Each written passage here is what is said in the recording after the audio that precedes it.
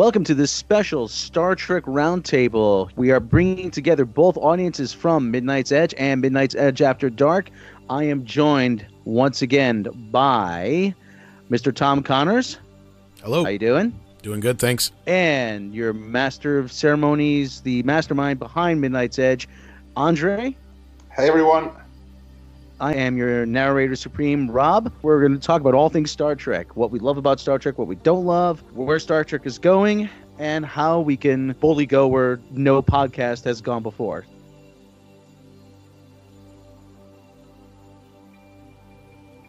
First things first, when did we all get into Star Trek? Let's start with Tom. Tom, when did you get into Star Trek? My first memory would have to be Star Trek IV, The Voyage Home. I remember seeing that pretty young, loving it. It's a very accessible film for anybody out there who's just getting into Star Trek. That's a perfect place to start, to just kind of get into the world, and at the same time, it's a movie that works on its own. And then from there, it just kind of sprouted as I got older. I mean, of course, I remember Star Trek The Next Generation being a huge deal when it came on TV. And then it was probably when I got into my teenage years that I really kind of went back and explored the original films. I remember seeing all the Next Generation films in the theater. Never really ventured too far beyond the Next Generation in the original series, but I did finally get to watch the original series. And then the movie, when it came out, the new one, 2009, I was totally against it. Didn't want it. My girlfriend at the time, like, you're not a Star Trek fan, and for every reason you want to see this movie. I don't want to see this movie. But then after about 15, 20 minutes in, I totally got what they were going for. I kind of fell for it. I enjoyed the first film. The second film I liked quite a bit, even though there were some flaws with it. And the third film was quite enjoyable, even though it didn't do well at the box office. So overall, I mean, I liked the J.J. Abrams Star Trek universe as well, and I did catch most of Enterprise when that was on. Other than that, Star Trek is one of those things that the older I got, the more I appreciated. So then, Andre, what's it like being from another country, and how did you discover Star Trek? Yeah, well, thanks for asking. Well, for those of you who don't know, contrary to popular belief, I am not German, but I'm Norwegian. And when I grew up, there was no Star Trek on TV. The original Star Trek series has, to this day, never aired on Norwegian TV. My first introduction to Star Trek was by way of the movies. More specifically, it was the third movie, The Search for Spock, towards the end of it, because I was browsing over the channels one day, and we have Swedish channels. And that movie was on Swedish TV one night in 1991, 1992, something like that. And it caught my eye, and I thought it was interesting, so I watched it. Didn't quite get it, because I only saw the end of The Search for Spock. And then the next week, they showed Star Trek IV, The Voyage Home, the one everyone loves with the time travel and the whales and stuff. And I loved it too. Then I was able to find some of the others on VHS back in the day, but that was pretty much it. And then a few years later, that's when one of the Norwegian channels first started airing a Star Trek series, namely The Next Generation. That was the first time Star Trek aired on Norwegian terrestrial TV. And I was an instant fan of it. So that's my introduction to Star Trek. But then as the years went on and we got DVD releases, I gradually caught up with most other things. But I've seen pretty much all of Star Trek since then, apart from some episodes of Voyager and The Next Generation. Other than that, I've seen everything. So I do consider myself quite a fan. I actually really enjoyed Enterprise. And when that series was cancelled, that really bummed me out, because we were just getting into the good stuff. We were just getting into the Romulan War. And in season 5, we would have learned more about T'Pol's, Romulan's father.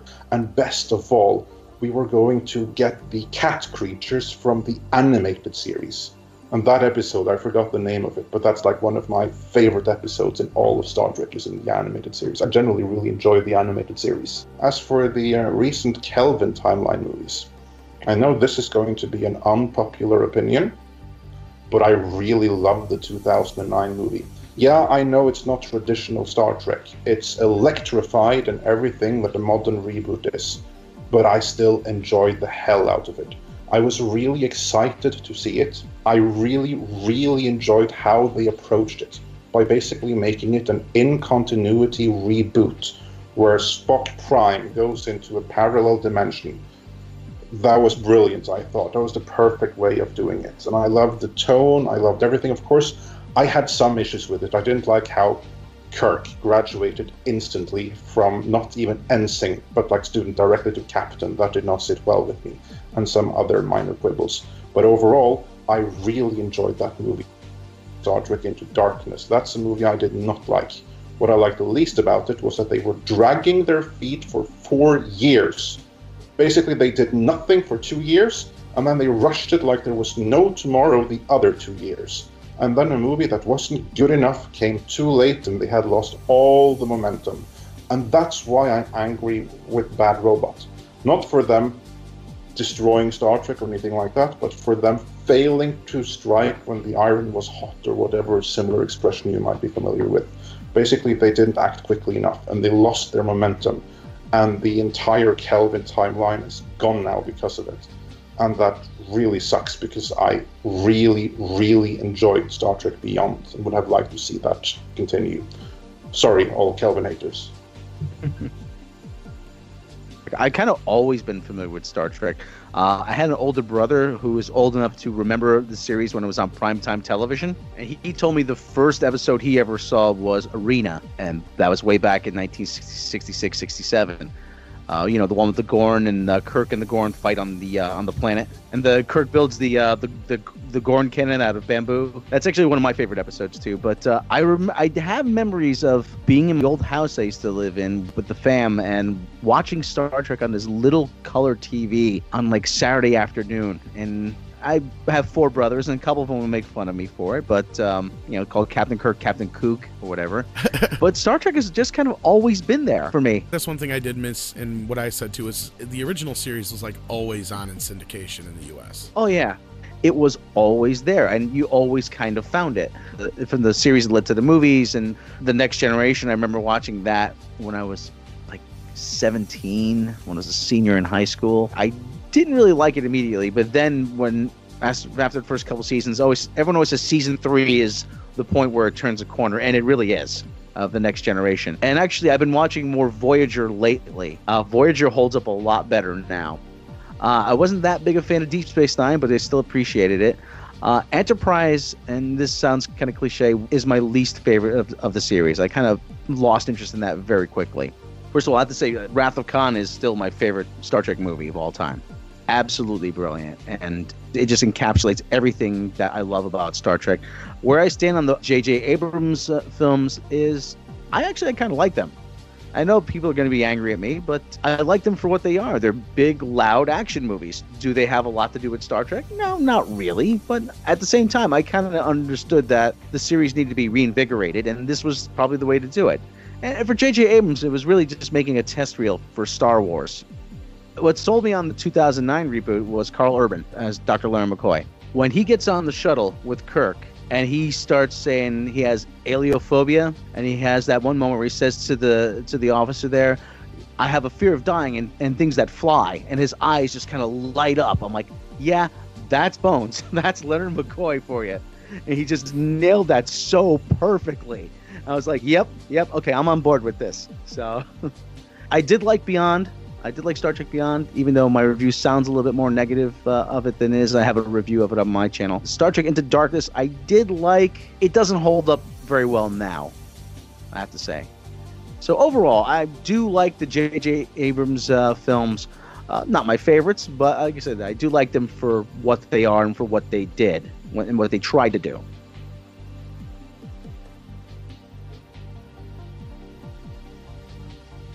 We all have varying opinions on the original series and the previous prime timeline movies, and so we have to get to the elephant in the room, which is Star Trek Discovery. We're getting a lot of flack and a lot of feedback in the Twitter sphere, the blogosphere, about the problems with the diverse cast, and I really don't have a problem with it. Star Trek has always been that kind of very positive vision of the future. I mean, Andre, how do you guys feel about that? Yeah, no, I don't mind. That's what Star Trek has always been about. I'm just disappointed that we didn't get Rosario Dawson in the lead, because she is a huge Trekkie, and she has expressed interest in being in a Star Trek series before, and I happen to be a huge fan of hers. So I would have loved to see a Star Trek series captained by Rosario Dawson. Regrettably, schedules prevented that from happening. This is Sonequa Martin Green I'm not familiar with. I haven't seen that far into The Walking Dead. They lost me after season 2 or something. So I guess she'll be alright. I don't mind. Star Trek has always been a show where the diversity has been up front since the very beginning. And just the fact that the entire cast was made up of several different backgrounds was just part of the show to begin with. And I think they're making too much of a big deal out of it right now, I guess is what I'm trying to get to in a roundabout way. Is it just seems like all of a sudden in this atmosphere we have right now going on that they're like, oh, look at what we're doing. This is diverse and blah, blah, blah, blah, blah. And because they're making it a big deal, I think that's the reason they're getting a little bit of backlash. I don't think it has to do with the fact that you have 2 lead actresses of diverse background. I think has very little to do with it, more so the fact that you're trying to make a big deal, kind of like the Doctor Who thing. Yeah, not to change course too much, but the whole thing with Doctor Who right now, it just doesn't seem like it would have been such a big deal if it was something they had done, 10, 15 years ago.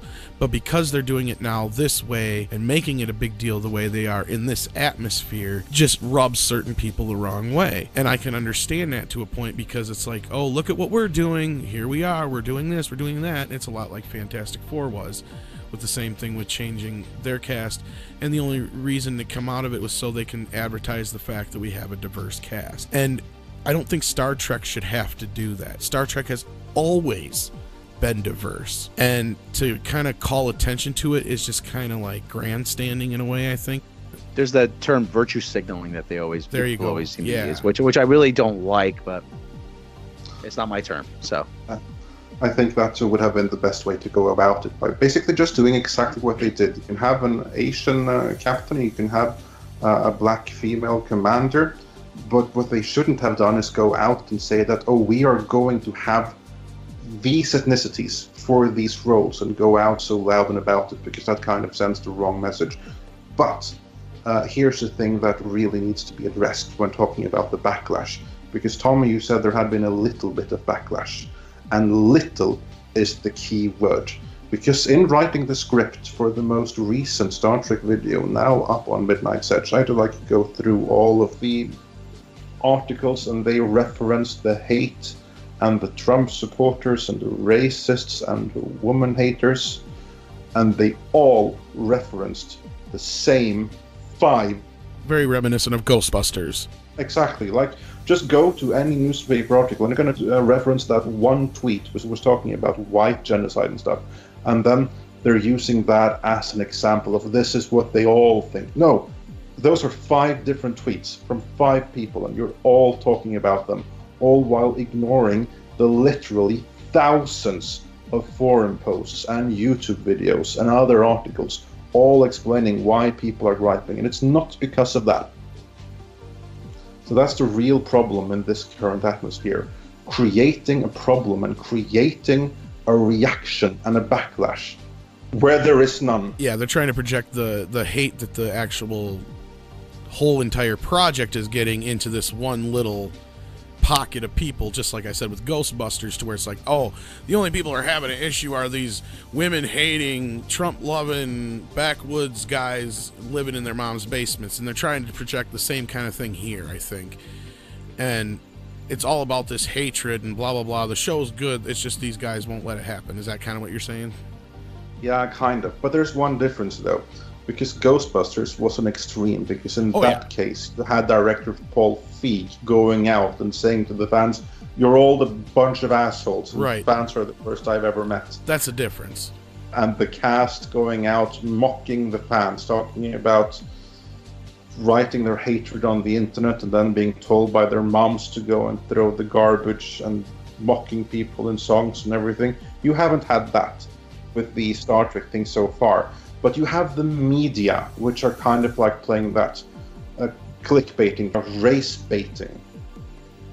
Right, and that's kind of more what I was getting at, is that aspect to where, the media kind of twisted this whole thing away from what the real issue was and just projected it on these very few fans that were upset about one, small part of this big overall issue. And that is that this, let's just face it, and that's the other big elephant in the room, and that's what we're discussing here, is that this show, I think, just suffers from so many issues beyond anything the casting has anything to do with.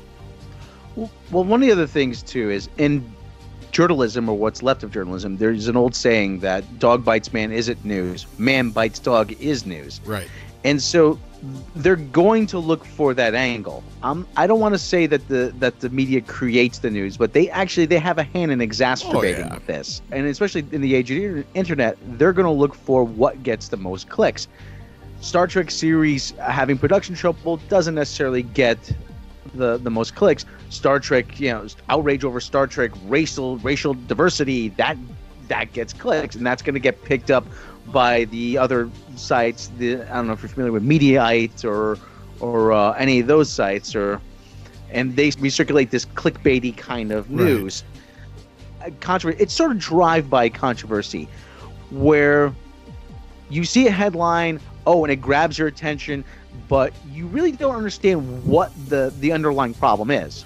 And I think you bring up a good point. Another thing about the media controlling the story is not only is the media controlling the story, the media is being controlled by, say, CBS and all these other people who have power and sway, and through whether it's monetary or it's promises of other kind of, like, I'll give you an interview with this person if you just don't say this about the show, say this about the show. Don't say the people are upset about the trailer and the show's in utter, chaos behind the scenes. Say that there's these fans that are upset about it because of this.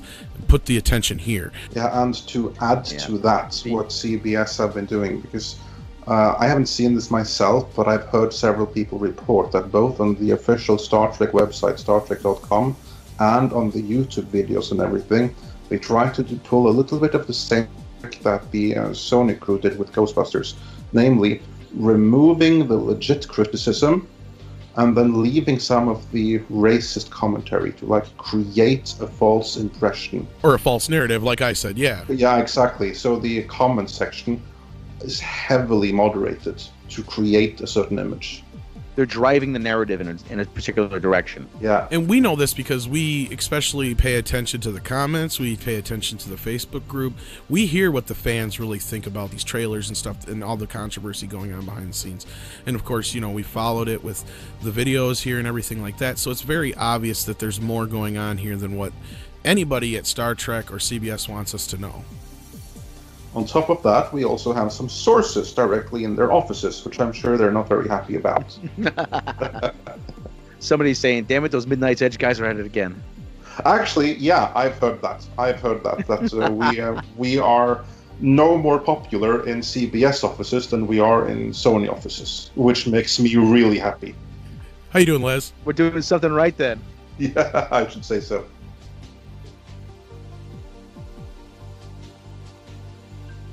There's been actually a couple canonical changes to Discovery that have emerged recently. Yeah. Oh, yes. Yeah. So, who knew Spock had a sister? Really? Well, isn't there isn't there something in? He supposedly has siblings, but they've never really been introduced into the canon. Am I correct with that? Well, you'd think that if he had a human sister, he would have mentioned, especially since he goes on and on about. Right. He doesn't really understand human culture. Like in the first episode film, he was saying something like jealousy. One of your weird human emotions.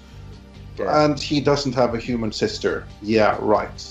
Good luck with that. That's that great scene in actually the pilot episode, which was the second pilot, but not. But it wasn't shown until episode 3, where No Man Has Gone Before, where he's playing chess with Captain Kirk. Yes, one of your human emotions. That's the one I mean. That's the one. I don't mind so much that you add something to the canon, to the storyline, that you didn't know existed before. Well, if you do it the right way. This seems just really awkwardly shoehorned in. Well, not only that, it makes the universe smaller. Exactly. That's what I was going to say too. It shrinks the universe. And that's my biggest issue with it. Because here we are, again, back to the story around Spock. Spock was used to reboot Star Trek the previous time. And make no mistake about it, Discovery is another reboot. And again, now they're using Sarek and Spock's extended family to reboot yet again. Right, and that's what I didn't like about the whole thing from to begin with, and I'm glad you brought that up too, was it was bad enough that they already had Sarek involved in this. Like I said before, you're making the universe smaller, you're boxing yourself in. You're writing yourself into a corner with this, really. Yeah. And anything else is going to feel like a Deus Ex Machina, where they're going to have to create a reason for this to exist, rather than have it spring from it organically. Well, no, I think this was brought up in a Midnight's Edge video, if I'm not mistaken, or maybe even the last one or two, where this will have a time-altering event early on, much like the Kelvin timeline, creating its own timeline. You're correct. That's something that has been mentioned in all of them. The most emphasis was in the first video. And basically what it has to do with is that the prime timeline is going to be replaced with trans-dimensional universes. And that's kind of like their excuse for calling it prime, where it's going to start with what they say is prime and it's going to end with this more fluid thing. At least that was the plan at one point. And then there is this triggering event which does something to change the universe. And there's kind of like two references to it. One is, why is Sarek adopting Michael Burnham to begin with? Why does he randomly take her on? Did he do something to cause her parents' death? Because you see the still in the trailer where you have like what is presumably the young Michael Burnham bleeding and everything, and a younger Sarek. And presumably that's where her parents died and Sarek was there. So maybe he feels responsible. So that's one thing. And another is then Burnham herself. Later on, then the showrunners told us at Comic-Con that she is faced with this option that has consequences for her and for everyone and even the entire universe. So that right there says that something is going to happen to alter the universe. And it has something to do with trans dimensions and different counterparties, because it also involves apparently Sarek's counterparties previously seen in the original series, which is then the Klingon commander from the original movie and the Romulan commander from that one episode, the submarine episode. I forgot the name of it. Balance of Terror. That's the one. Thank you. Which is still one of the all-time great episodes. Yes, absolutely. So to simplify, though, what I've gathered, and this is my interpretation, is the reason that there's this sister, which is actually technically an adopted sister, is going to have to play in directly with the time-altering event that will set everything up, and that's an explanation as to why she's never even been brought up before. I don't know. I'm not sure on the details. But that's kind of the idea? Probably.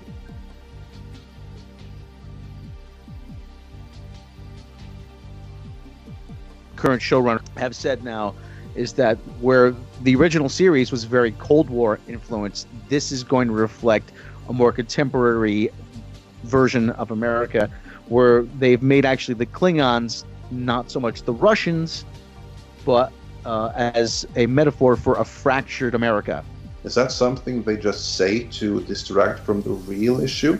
Because when I look at the Klingons and the little thing that we know about them, they seemed to be a parallel of something, but I don't see anything in America, because there you have some presumably violent Klingons who are more religiously inclined and probably a little bit fundamentalist, since they are an ancient house and they travel around in this church or sarcophagus spaceship. And they want to spread the word of Kaldis. I don't know. Like, to me, it just looks a little bit more like ISIS. Yeah. That's funny you bring that up, because I was thinking that, and especially when I was watching the last documentary that just came up here too, where you were kind of talking about how they were changing the view of the Klingons from like more from the Russians to a different kind of perspective. And that's kind of what I was getting to from the very beginning, was like they're like trying to, I don't know, create like this almost terroristic, like you said, like an ISIS type situation. Yeah, and so I'm like thinking maybe that's what they really mean, but they're afraid of saying that out loud. Exactly. Yeah. Well, I was even dancing around it because it might offend the Muslims. So we're talking about the division in America, which is very real. I'm not arguing that, but I don't quite see that in the Klingons. I see what they're saying, right? But based on what we have seen of the Klingons so far, I, from the outside, fail to see the Americans in the Klingons at this moment. The kind of rifts and divisions that they're talking about never really existed in the prime canon in Star Trek, but this is something new that they're going with, it seems. Well, and they wasted an opportunity here. Sorry, I didn't mean to interrupt you, Rob. Go ahead. No, that's fine. No, but and you're right. It does seem like they're tiptoeing around what they really want to say.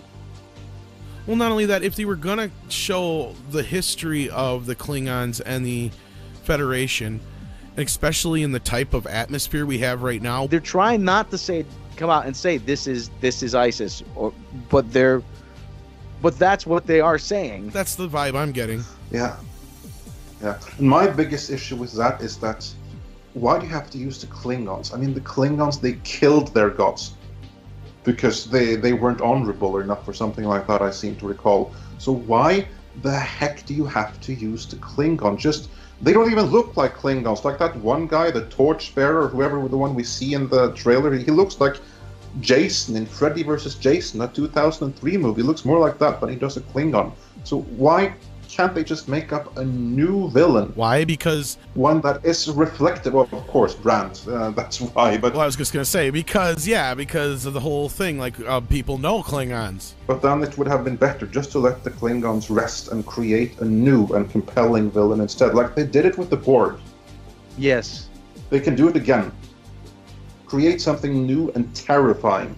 Base it on ISIS. Wouldn't be a problem at all. But that's not right for the Klingons. Especially not something that claims to be another prequel in the Prime universe. Are we then led to believe that there were Klingon religious fanatics just 10 years prior to the original series with the Cold War criminals? No, Cold War Klingons? Yeah, that doesn't quite sit well with me. Right, like I said, it's a wasted opportunity and they went about it the wrong way, I think. Yeah. So the situation with the Klingons is a mess. How could we have done this differently, really? Tom? I think we already touched on this a little bit already, obviously, but you got to be more direct. It can't be a reboot again. It had to either be a continuation of the Kelvin timeline or a continuation of the original Prime timeline. Don't box yourself in. You can have cameos from people we know or links to people we know, perhaps here and there, but don't box yourself in. So I wouldn't have had Sarek be as much of a big deal in this. No, I mean, that's just it. It's at this point, I don't even know. It's pretty much beyond fixing. I think what's really in the pipeline is what's going to quote unquote fix it. But I think that leads into some of the next things we wanted to talk about. So I'm just going to leave it at that and turn it over to Rob, I guess. Okay, just indulge me. Let's just say I'm showrunner, okay? First thing I would do, okay, scrap this whole thing, scrap it, throw it away, take whatever ideas are here, throw them in the garbage. And this is an idea, actually, I've had. The older brother I mentioned earlier, who originally watched Star Trek in the 60s, this is an idea that we have had for a long time now. Okay, do a new series set in the Prime universe after Voyager returns to Earth. What you can have is, I'm not sure if there is a special branch out there of Starfleet, and if anybody out there who's more knowledgeable in this has read deeper into this, please let me know. But you set up a special section of Starfleet that deals with different problems. So every week it's a different thing. They go to send a delegation to negotiate a trade dispute. There's a hostage rescue, so they have their own version of SEAL Team 6.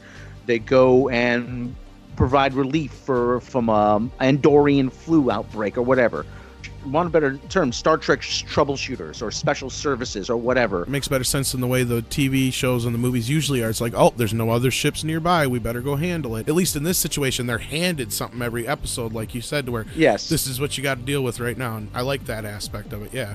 And then what you can do is you can bring in Jonathan Frakes for a cameo as Admiral Riker. You can bring in Geordi LaForge as a special consultant for an engineering problem. Captain Janeway. You can bring in Chakotay. You can bring in guys from all the different series to do cameos, and you can say, oh, look, there's Harry Kim. What's he up to? You know, it just gives you a broader canvas to paint from. And, you know, you could bring in other alien races, too. You can, the Dominion, the Breen, the Borg, the Romulans. You can just draw from so many more sources with this kind of premise than you can from what Discovery is doing. And like I said, it's set in the Prime timeline. You will make the Prime timeline fans happy.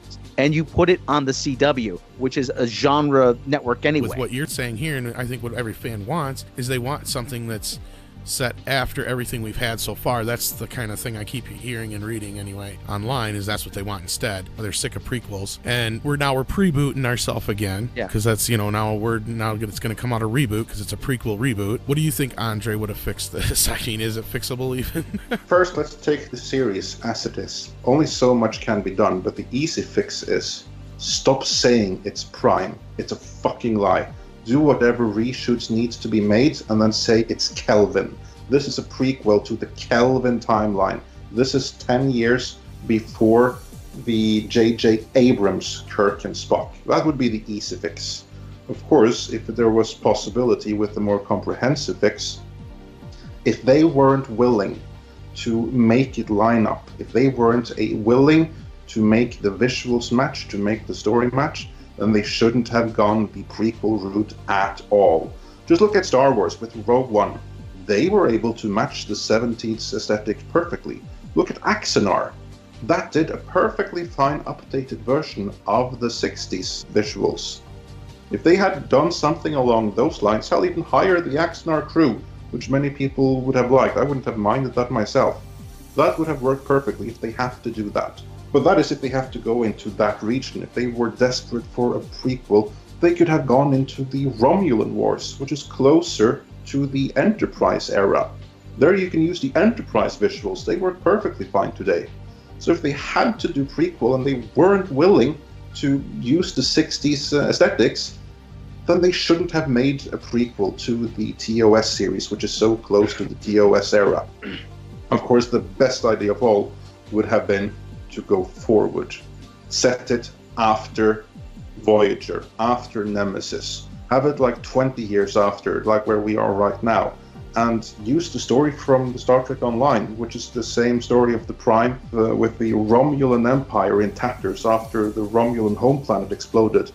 What consequences did that have for the universe going forward?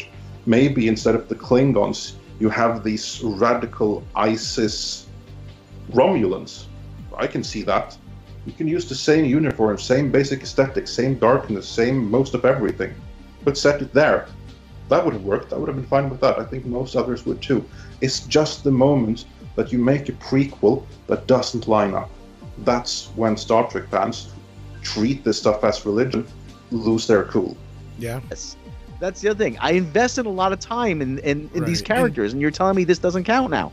Basically, they boxed themselves in voluntarily when they didn't have to, and they didn't do it the right way, and now they suffer the consequences for it. Speaking of being boxed in, this is going to be the first time a Star Trek series has not aired on a major network in the United States. It is going to be on CBS All Access in the U.S. and in 188 countries around the world. It is going to be on Netflix, and in Canada is going to be on Bell Media's channel Space. I'm not happy about that. Yeah, we've talked about that a little bit in the podcasts and live shows, and yeah, if you listened at all, you can tell Robb's not a big fan of that. Yeah, basically, because like I said, I don't want another subscription service. And Tom, you actually had the better plan, like you said. Wait until it's all out there and then subscribe for 1 month, which we don't advocate. Which I said Midnight's Edge does not which advocate. We don't advocate, but which is looking like a good alternative now, though. So, Andre, in your area in Norway, it's going to be on Netflix, correct? I mean, yeah, here it's going to be on Netflix, and I'm really happy with that. That's the one thing I'm going to commend them for, that it's on Netflix internationally. But it should have been on Netflix everywhere. I think it's a really, really stupid idea that they try to force their own shitty subscription service that no one cares about, that no one watches.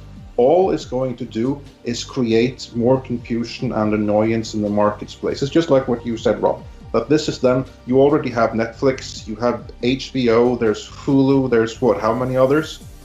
Oh, God. Right, that's what we kept bringing up, yeah.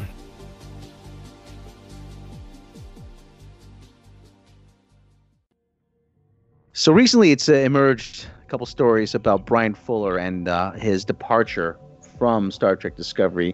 He was originally a writer on Voyager, and he also worked on Enterprise.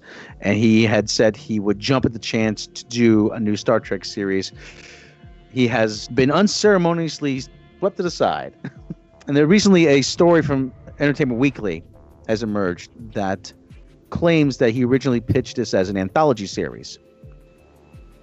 Andre, what are your thoughts on this story? Well, I think it's a really, really funny timing because just to make the time frame clear now, because this story was published about 12 hours before the video where we talked about that Discovery may be cancelled, and then they're going to say that the plan was to make an anthology series all along. And I can tell you it took us a hell of a lot longer than 12 hours to make that video. The mere audio file was uploaded to our special Patreons like 36 hours before that story dropped in Entertainment Weekly. And the script has been written over the course of weeks as we learn more and more. And we even waited for Comic-Con. So we kind of knew that this was an anthology thing. So I think it's curious that this dropped now. And this is something that we got straight from our leak, which I will not say who is, but I will say that they are somewhat connected to CBS, and we had it on good authority from there, that we're going to get a little bit tidbits here and there, just warming people up to anthology, which many fans have actually wanted, and I'm certain that Fuller is probably genuine about him wanting to have made an anthology series at one point. But now we're hearing it, and to my awareness, we haven't heard that before, but we're hearing it now. So I'm thinking that this is a kind of a cleared story and part of the marketing and softening the blow for when and if Discovery doesn't get renewed for a second season, and we are going to get another series. And wow, this is the second season, which was meant to be an anthology all along, even though really Discovery was unceremoniously cancelled and we got a replacement series instead. They just won't go out and say that. That's my take on that matter. One of the things I noticed from the Entertainment Weekly article, they had said that their idea was to do one series and then see how it goes. So they're sort of covering their asses in this case.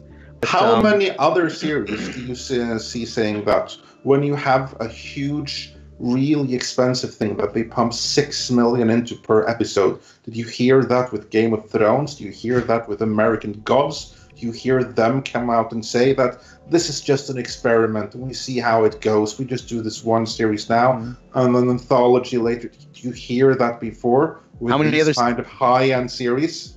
How many other series? Let's see. None. That's how many. This is softening the blow. They're preparing for the worst, really. Damage control. Exactly. Yeah. But Tom, any other thoughts on this? I seen it coming a mile away. As soon as Andre said this to me a couple weeks back, that this was what they were going with and what they were going to do, and this is what the whole Nicholas Myers thing was all about. It's one of those moments where all the pieces finally fall into place. Just kind of like, okay, I see where this is going now. They're going to try and play it off. That's what all these reshoots are now, is they're doing a proper ending to the series so that they can say, oh yeah, see, it's been an anthology all this time. These reshoots have nothing to do with that. Ignore that fact, Right. The reshoots make me think that this is unfixable. Whatever they have is just the series is just such a mess. I think the reshoots was simply just to finish the show off so they could say, oh, look, it was an anthology all along. See, it has an ending. Yeah, to give it a definitive ending, yeah. That's what I'm thinking too. Because make no mistake about it, they may say so now, and they're probably going to increasingly say it, that this was meant to be an anthology all along. But that is something that they say now. The plan, the initial plan, was for the Starship Discovery with this crew to go forward for many seasons to come. And it's exclusively because of the fan vitriol and fan backlash. Not over the diversity, not over the female cast, but over all the other well-articulated arguments of why they don't like what they're doing here. And they're freaking the fuck out behind the scenes. And that is why we're seeing these measures, because of the fan reaction. And that is why they don't like us either.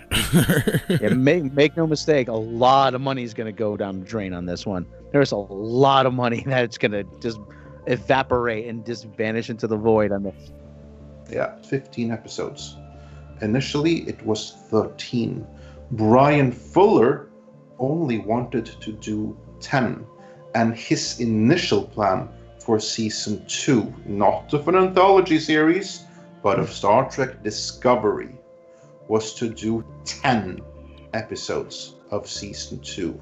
And the reason for that is to keep it much more tight and to keep a narrative flow. So it was really important to him to keep it that short. And yeah, okay, he started out with Voyager, and many people aren't that big fans of Voyager, but you have to keep in mind, he was just starting out there, and he wasn't the one in charge. But he's in charge... Well, that's the cable TV model, too. Exactly. But he's in charge of American Gods, and he was in charge of Hannibal. So he obviously knows what he's talking about. And he was of the opinion that 13 episodes is a little bit much, really should only be 10. And then the new showrunners come aboard, and now it's suddenly 15. Do they have more quality stuff? Or have they added just more filler that they have to add into more episodes? That's what I think. Just finished off the show, yeah. Yeah. I think it's more filler. Prior to Star Trek Discovery, there have been 3 separate TV series pitches. And CBS rejected every single one of them. I don't know too much about them. I know that one of them was an animated series. And then 2 of them were live action series, and these were complete pitches that were brought to CBS, and they just nixed it, weren't interested. So it was only by the way of the back door that this came in. This has got to lay at Les Moonves's feet again, because Hi, Les. Hi, Les. If you're out there, if you're out there, Les, just don't cancel Stephen Colbert. Okay, that's all I ask. So don't give him ideas. We've covered how Les Moonves, he's not a fan of science fiction. You want a cool Les Moonves story? It's one thing that I haven't run with in any of the videos so far, because I'm not sure if it's said in jest or if it's accurate or whatever. But basically, it's well known that he is not into fantasy or science fiction as a general thing at all. And apparently he barely knows the difference between Star Trek and Star Wars, is what has been said. Emphasis on barely, because what I've heard is that up until a few years ago, that barely was literally. Because he'd see like Star Wars in cinema and he'd be like, where the hell's our check for that? That's pretty fucking sad. Actually, we were talking about rejected series. One of the rejected series was actually called Star Trek: The Beginning, which was supposed to bridge the gap between the original series and Enterprise. Yes. Yeah, but that was rejected, and shortly after that, that's when Gail Berg wanted to make the J.J. Abrams films. The relationship between CBS and Netflix is really strained. And apparently that's because Netflix, they have been pumping shitloads of money into this. Like, they paid a fortune for the worldwide rights outside of America. And of course, they wanted America too. So they were a little bit annoyed that they didn't get America, but they'll settle for the rest of the world. Because this is a new Star Trek series. This is something highly anticipated. Fans are going to love this. Or so they were told. Because in actual reality, what happened was that the Star Trek Discovery trailers were their most disliked trailers ever. They were universally hated upon. And this is one of their most expensive investments ever. They thought that here they were getting a Rolls Royce. They were getting something that people were going to get really, really excited about. And what they're getting instead is another reboot that fans aren't behind at all. That's not what they felt that they paid for. So for that reason, you have some discussions going on behind the scenes. And lawsuits are not out of the question, but they're not going to go to that step right now in this moment, not before the series opens. Because it might work out for them still. But if it doesn't, there's going to be consequences to pay for someone one way or the other, because Netflix aren't happy about having paid this much and not getting what they thought they were getting. Because make no mistake about it, this is not a Netflix production. Usually they produce their own stuff, but this is them buying a series. So they feel that what they ended up getting is not what they were sold. Yeah, they paid Rolls-Royce money for Volkswagen Jetta, really. That's what it comes down to. Yeah, that's one way of putting it. Now it remains to be seen how that Volkswagen is going to perform. Paid for prime rib, got a hunk of hamburger. Yeah.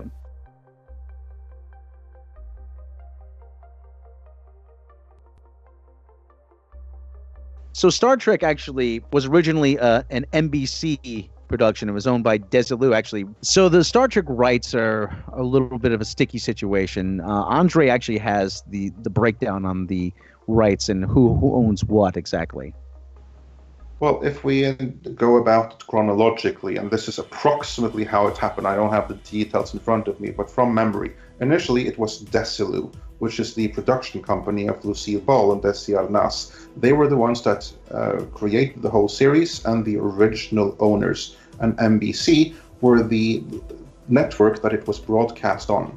Interesting fact, they pitched it to CBS, but CBS passed on it because they wanted to do Lost in Space instead. But NBC picked it up. So it was aired there, but they were just a distributor. Desilu were the ones that owned it. And then later, Desilu were bought by Paramount. And Paramount were then later again owned by the Viacom Corporation. And from that moment, Viacom was the ultimate owner of the Star Trek IP. Later, Viacom also picked up CBS. So then Viacom were the owners of CBS and of Paramount, and Paramount owned Star Trek. And this was all good and well until they did a corporate action. And this corporate action was a split, where Viacom, the ultimate owner of everything, was split into two, an old Viacom and a new Viacom.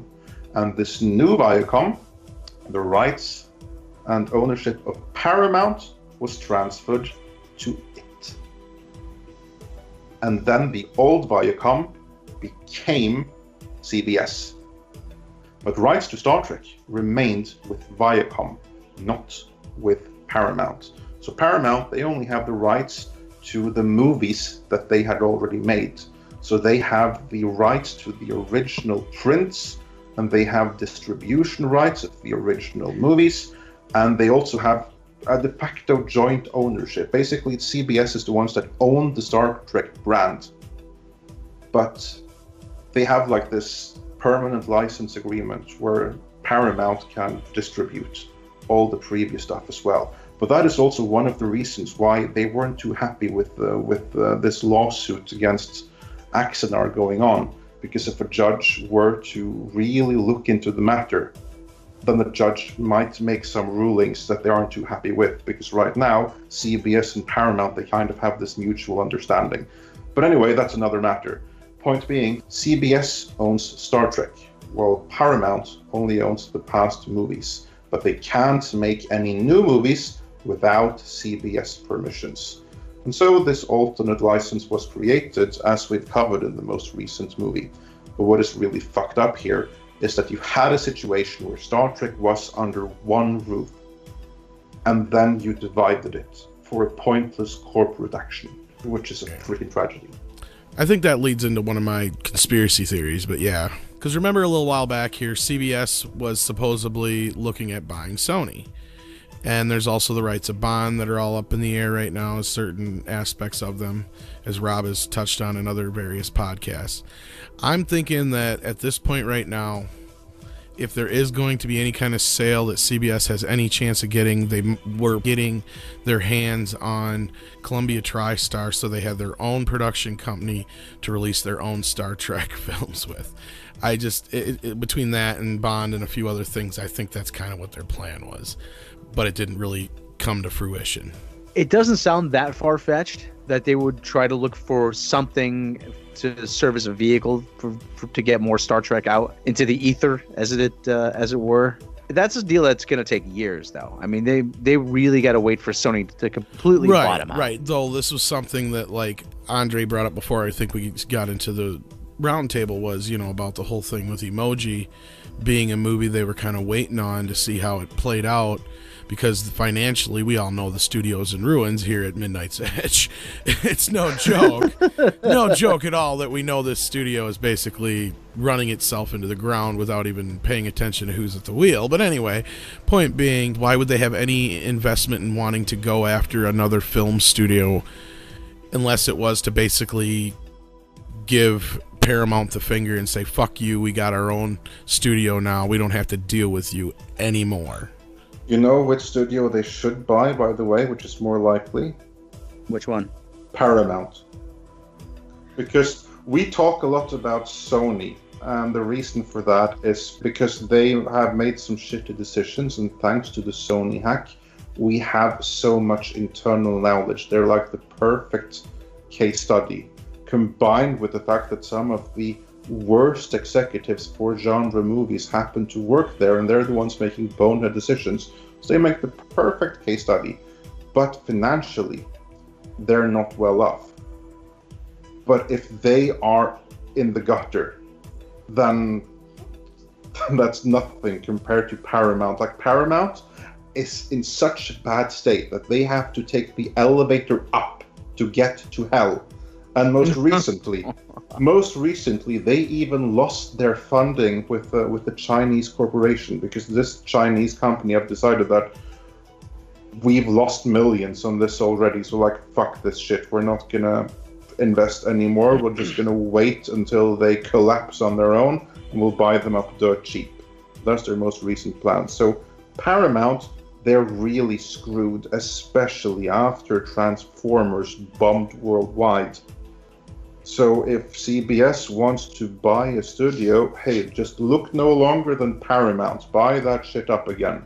And then we'll have Star Trek back under one roof. Maybe they see more potential in getting Columbia TriStar because they'd have more things underneath the same wing, plus already having Star Trek. Actually, funny you should mention that, Andre. Viacom was considering selling off Paramount last year. They killed that sale, according to the Wrap. Looking back, probably wouldn't have been a horrible move on their part. Really a weird situation. And to have all of Star Trek unified, even if it is under CBS, you know, it would just make things a lot easier. Right, and that's what I was kind of getting to, is it seems like it was a plan to begin with. Like, this Paramount thing is a toxic dump. We don't want it anymore. And I think that kind of bleeds into more of what Andre was saying, was what does Paramount have anymore besides, I mean, they have the rights to make Nickelodeon movies, and they have some stake in the Transformer films, which they don't actually own technically because it's DreamWorks, right? Mission Impossible is the other.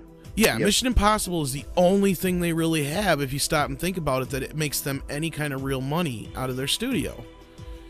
Other than that, what do they have? What do they have? And that's where I think that, like, CBS is like, fuck this, we don't want this mess. I could see them wanting to shake Paramount off. There's a guy by the name of Philippe Dahlman who is actually, he was head of Viacom. Well, I was preparing actually a video about The Daily Show and the fall of Comedy Central on my channel. But I was looking into it, and there is a lot of behind-the-scenes drama at Paramount.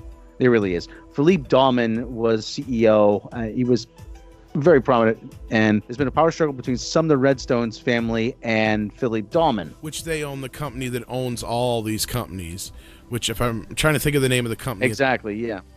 Some of the Redstone, he's 93 years old. I mean, I don't want to say anything bad about the man, but at this point, he's probably just a figurehead. He's probably not making decisions, and his daughter's actually doing a lot of the day-to-day stuff. But there's a lot of people who wanted to push him out, and there was a 99-page PDF file circulated to the board of directors highlighting all the mistakes that the Redstones have made, and about what a horrible company that Paramount is. You can search for this document online, and actually it's to smear the current regime in Paramount. And at the last minute, the sale fell apart. I'm not sure if because of this, but Paramount is really a bigger mess than what we know. National Amusements is the name of the parent organization that Sumner Redstone owns. Sorry. Okay, and National Amusements, they used to own Showcase Cinemas. And at one time, Paramount was a very well-run company. Paramount, and I don't know if people are aware of this, but in the New York area, Paramount used to own Madison Square Garden. They used to own Radio City. They had their hand in a lot of things. And now, like I said, it's just one of the great Hollywood tragedies. I mean, there's those iconic gates you see in those movies to the Paramount Pictures lot. And I hate to think what's going on behind those gates, but I kind of think that CBS is waiting for Paramount to really bottom out before they go in and say, hey, we'll take them off hands. I say not to go too much into it because after the Sony podcast, I think we're planning on expanding to all the different film companies because Paramount, like Columbia TriStar, is one of the original studios still around. So I think we'll get into more of that later on down the road. I think Paramount's kind of done. I don't think Viacom wants any part of Paramount anymore. I really don't. That's what I was saying. I think they're really going to shake them off. The 99-page document I saw that was circulated to Viacom board members called it a creatively bankrupt culture at the company. Yeah, look at their output. It's hard to argue that. When a 4-year-old is creating films at your film studio, I think something's wrong. Yeah. So anyway, that's my take on it. So I think Paramount's finally going to bottom out, and Viacom is just going to unload them.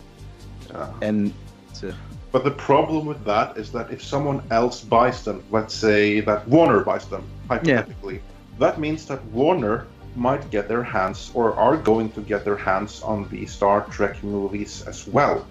Then you have a whole other ball game. Then the Star Trek rights situation is going to be more messy than ever. Then maybe there's going to be a lawsuit. They're going to want a judge to come in and make some decisions that hasn't really happened yet.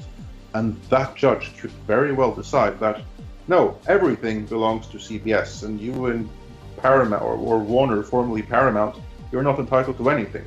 Or it could go the other way around and give them even more trouble. That's something that could be drawn out in court over a long time, which basically just goes to show that splitting up the rights to begin with for a stupid corporate action that benefited some investors at the time is going to create huge long-term ripple effects for Star Trek. And who knows how, and if ever, the Star Trek rights are all going to be in the same roof ever again. Of course, it doesn't matter. We all have our Blu-ray sets and everything. But still, it's still going to create problems with that division between the rights.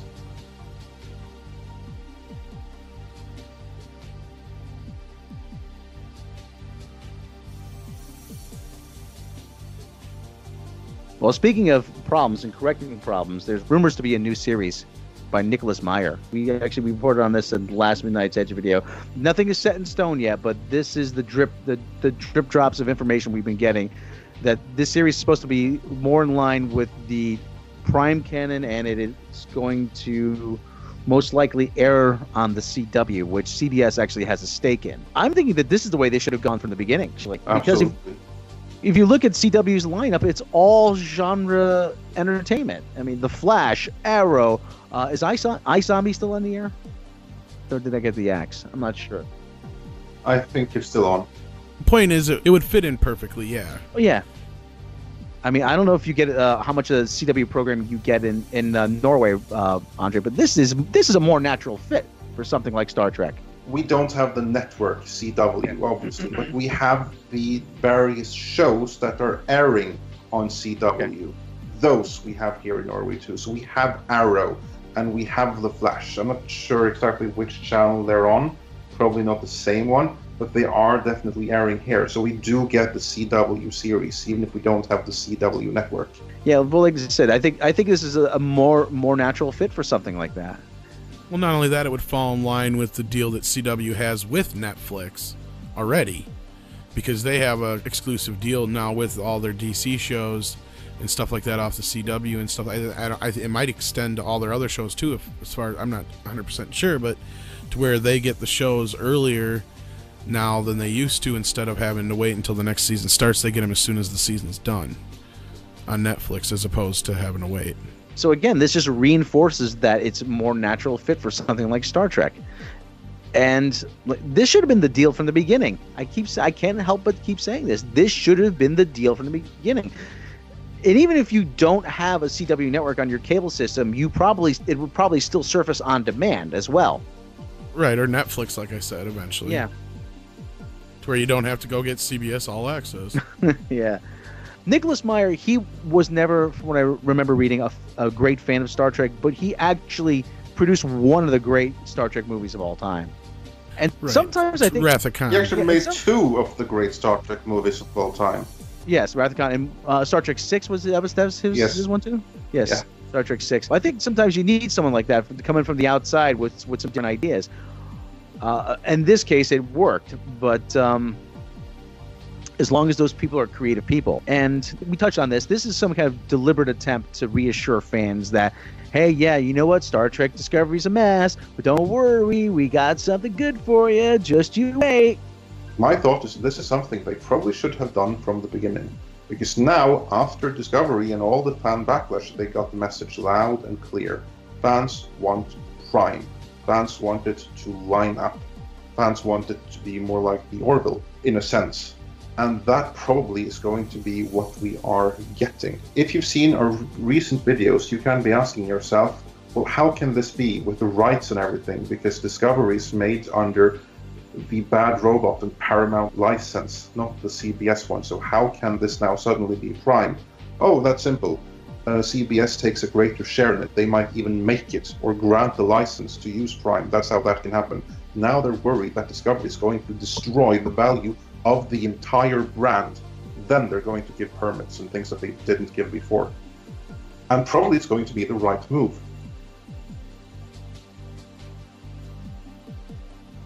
Well, even though Star Trek Discovery may be a letdown for some, we'll have to wait and see if it actually is. There is another series that Star Trek fans are looking forward to, and that is Seth MacFarlane's The Orville. I'm a big Family Guy fan, and I gotta tell you, this looks really, really good. This came out of nowhere. It surprised the hell out of me, and I said, wow.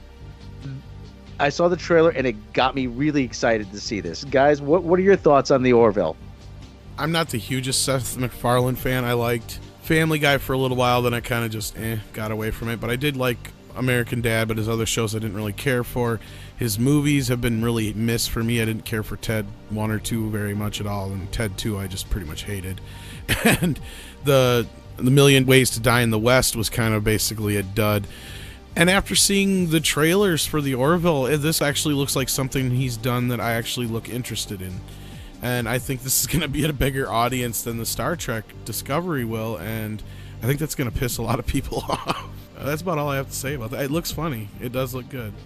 I gotta say, nobody probably at CBS is very happy about that, seeing the response that The Orville's getting. He said he's always wanted to make a Star Trek series. As we pointed out in Midnight's Edge, this series has a lot of Star Trek connections. It's being directed by Jon Favreau, first of all, of Iron Man fame, the pilot is, and Robert Duncan McNeil, I believe his name is, who played Tom Paris. Yeah. He is directing a number of episodes. Jonathan Frakes is actually a producer on this. And a director. Thank you. But this looks like it has a pretty strong Star Trek pedigree to it. Yeah, and there's more than that. What I've heard, and I'm not entirely sure of the validity because this is not from my usual source, but I've heard elsewhere that this is a series that Seth MacFarlane, who I happen to be a huge fan of, so I'm okay with everything he does, including A Million Ways to Die in the West, which I thought was hilarious, and Brannon Braga, the two of them developed this together. And as I mentioned earlier, there were 3 Star Trek pitches from the Bad Robot Paramount camp that was rejected. But there were also a number of Star Trek pitches from elsewhere that CBS rejected. And apparently, this pitch for Orville by Seth MacFarlane and Brannon Braga, they went to CBS with it and they rejected it. I've heard. And then they went to Fox, and Fox said, so basically it's a Star Trek series without Star Trek in the title, so we can make it. Oh, hell yeah. And that's how that came to be. And you can see the love for Star Trek in it. Like, these are people who get and know their Star Trek. The only reason why we haven't got the Family Guy Star Trek special like we have 3 Family Guy Star Wars specials is because CBS haven't given the necessary permissions, which really sucks because that would have been amazing.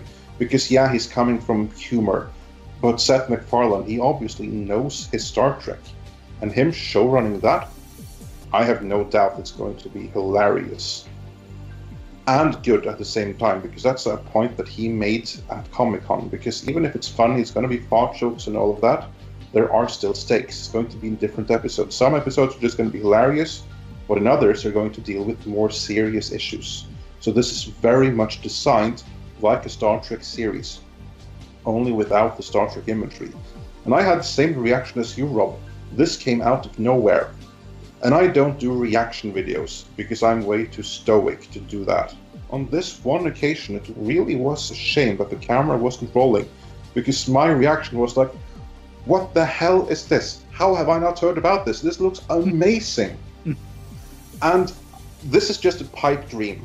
It's never going to happen, but I just so wish that Fox and CBS could go to a meeting, like exchange a suitcase of money or something, and then CBS goes and says, here's like $10 million. Go do some reshoots, do some CGI stuff, the same way that they did in the Red Dawn remake when they changed China for North Korea, and make this an official Star Trek series. I'd be perfectly happy with the Orville set in the Star Trek Prime universe. 50 years later, 100 years later, and okay, we have this shit with the Romulans over there, and we have the Klingons over there, and everything is going to hell here, but right there, in that direction in the sky, there is nothing that we know, there's no problem, so we just need you to go there and do your stuff and stay out of trouble. And that'd be the perfect place for the Orville. And it could still be a comedy, and it could open up the world in a sense that here you can do this kind of thing in a Star Trek, but also do something different. Kind of like with Marvel, where every movie's a different genre within itself. I think you could open up all kinds of doors as far as different kind of Star Trek stuff you could do if they were to go that route. It was a very big missed opportunity. Exactly, and that's the problem with Star Trek Discovery, as we talked about earlier, that it makes the world smaller, tying it all in with Spock and his extended family and his previously non-existent adoptive sister. Whereas here, you'd expand it, not just to a completely different crew and everything, but yeah, it's just a completely different direction. And that's such a shame, and that is something that really annoys me with this right situation. Just look at what Star Wars is doing, how they are in comics. You have a series of movies, you have a proper Star Wars universe, and Star Trek, which has exactly the same potential, hell, even a greater potential, due to the hundreds of hours of Star Trek already in the ether. And right now, they can't get their shit together because you have different corporate owners with different objectives. That really sucks. It's such a wasted opportunity. Yeah, one of the things I loved about the first trailer, the Orville, was that Seth MacFarlane's character sitting down with Vincent Garber, who's actually a really great actor, saying about how he was nobody's first choice. They were giving him one last chance to... I love the idea that there's this misfit captain out there that has been kind of a screw up, and they're just giving him a ship, just like, okay, you have one last chance and then you're done. And so he's just trying to keep everything from just going haywire. And that actually is a pretty good premise for a Star Trek series too. You have like the bottom rung screw up, and he finds himself that Starfleet is shorthanded and they need somebody to step up, and he happens to be it. Yeah, he like I said, you're nobody's first choice. Yeah, right. Well, like, it was just to expand on what Andre and I said before and what you just said. This could have been the Guardians of the Galaxy of the Star Trek universe. And like you said, it's like, okay, of course. It also shows that everything in Star Trek doesn't have to be so stoic and serious all the damn time. And it doesn't have to be so perfect either. You know, everybody's the greatest at everything, you know? Obviously, shit goes to hell at some point in some level. Somebody's got to deal with it, you know? Just like, we don't see who has to fix the fucking plumbing when Scotty overloads the toilet, you know? What are you gonna... Oh, yeah. You know what? That's exactly what sold me into the series as well. this just shows you how much I'm into comics. But when I was watching that, I was also thinking, in addition to how the hell did this escape me by for so long until now, I was also thinking that this is the Pit in comics form. And this is not going to mean anything to most of you, but I happen to be a huge Judge Dredd fan. So you 2000 AD readers out there, you're going to know what I'm talking about, because this kind of reminds me of the Pit storyline. And what is the Pit? Well, that is basically a borough or a sector, and that's where every judge on the force who is too useless and have fucked up too badly that they can't be put in any proper position of responsibility, but they haven't fucked up badly enough to be kicked off the force altogether. They're sent like to this slum, where they're allowed to basically screw up and they kind of like look the other way. And then the pitch for the series is then that Judge Dredd has to go and clean that sector up, because every judge working there is pretty useless. And here you have the Star Trek version of the same thing. Here you have a screw-up captain who's on his last leg, and his crew probably isn't all that much better. It's like the people that weren't good enough to get their first choice of ship. So they got like their third, fourth, fifth choice, whatever.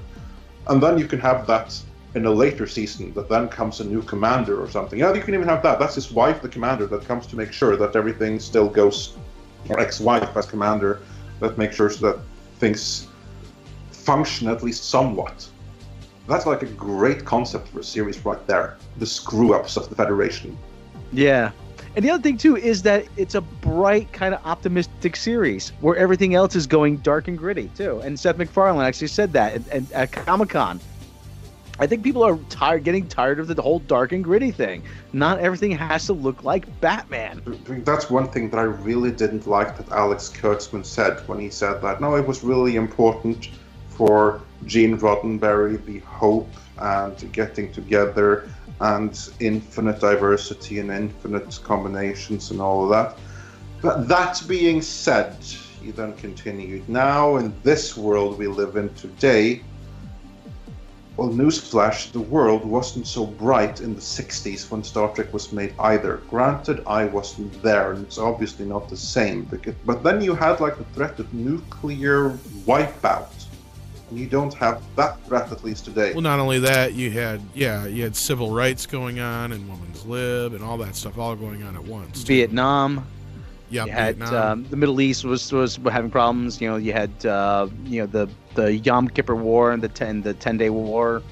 Oh yeah, and Star Trek reflected a lot of that, especially the race and all the other. Especially considering the show was built on the whole simple fact that we live in harmony in the future. There isn't a such thing as racism or sexism.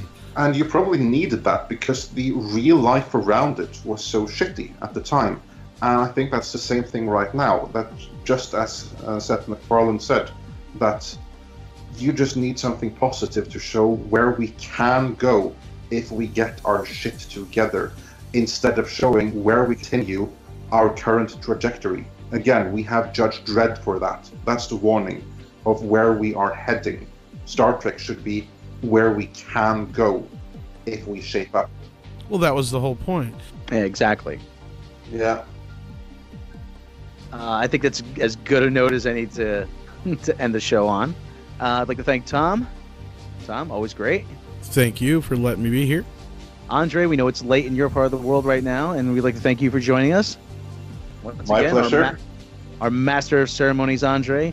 Don't forget to look for this video and all our other videos on Midnight's Edge, and don't forget to join us for our regular roundtables on Midnight's Edge After Dark. This video will be appearing on both channels. So if you want the unedited version of this video, you can head over to Midnight's Edge After Dark. And we'd like to thank you for listening, and we could not do this without all of you. And also, if you're a patron on Patreon, you will have early access to exclusive content. The most recent video, our mini documentary about Star Trek, was uploaded to Patreon users a full 3 days earlier than it was to the YouTube channel. There's that bonus to look forward to. We have many different tiers. You can choose your tier, and you can receive various benefits. On top of other exclusive content in the future. Of other exclusive, yes, we got loads more exclusive content. We have special Lost episodes as well of Midnight's Edge. See where it all began. And the making of Midnight's Edge. Yes, exactly. Thank you for joining us, and we will see you next time. If you want to be updated on more news and rumors on Star Trek Discovery and its possible replacement series, then please hit that subscribe button and the bell icon to be notified when new videos are uploaded. For exclusive bonus content, please support Midnight's Edge on Patreon. Be sure to check back for news and analysis on the corporate politics behind your favorite genre movies right here on Midnight's Edge.